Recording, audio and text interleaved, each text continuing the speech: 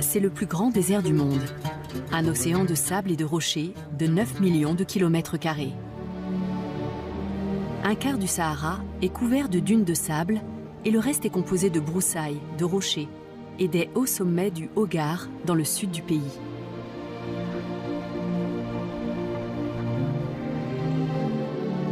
Le Sahara est traversé par deux grandes dépressions séparées par le plateau du Mzab. À l'ouest, il y a le massif de dunes du Grand Erg occidental qui va jusqu'à la frontière mauritanienne. À l'est, c'est l'Erg oriental qui s'avance jusqu'à la Libye.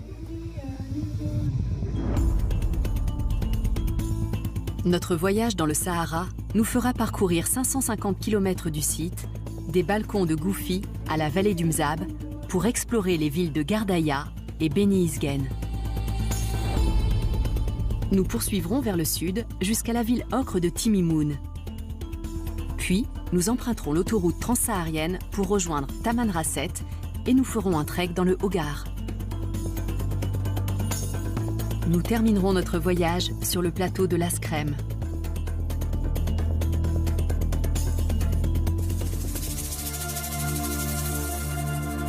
Le Sahara commence sur les pentes de l'Aurès. Les balcons de Goufi, dans la province de Gassira, sont surnommés la porte du Sahara. C'est le point de rencontre entre les montagnes et le désert. Ce paysage aux couleurs chaudes est traversé par les méandres de l'Oued Abiod, un cours d'eau souvent à sec à la saison chaude. L'agriculture est difficile dans cette région au climat imprévisible. Hamid Bouziamar vit à Goufi. Il travaille dans un gîte qui accueille les voyageurs en partance pour le Sahara.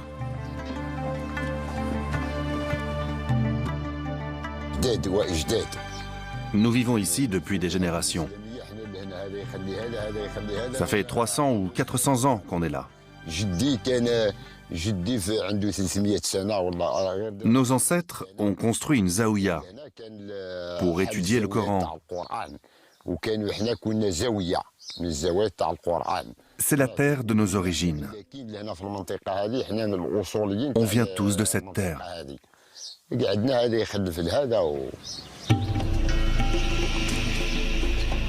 Goufi est connu pour ses maisons troglodytes creusées dans les gorges de Tiganimine.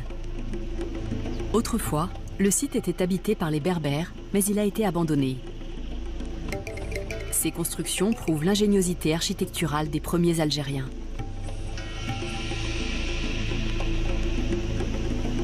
Sur chaque balcon, il y avait un village creusé dans la paroi du canyon. Les maisons étaient construites avec des pierres, du mortier et des troncs d'arbres, notamment de dattiers. En contrebas, autour de l'Oued, il y a une oasis de palmiers, de grenadiers et de figuiers de Barbarie. À la fin du XXe siècle, le site a été abandonné à cause de la sécheresse.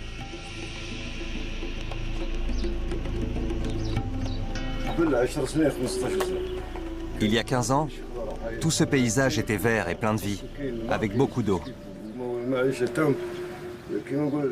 La seule ressource qu'on a ici, c'est l'eau. Toute la vie en dépend.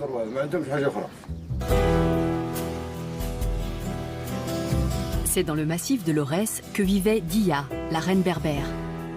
Également appelée Kaïna, elle s'est farouchement battue contre l'invasion arabe qui a accompagné l'expansion de l'islam au 7e siècle.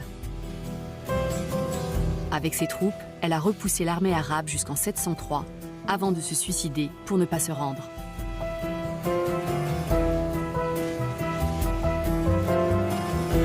Son combat pour la liberté est entré dans la légende. Goufi a toujours été un symbole de la résistance des Algériens contre l'occupation étrangère.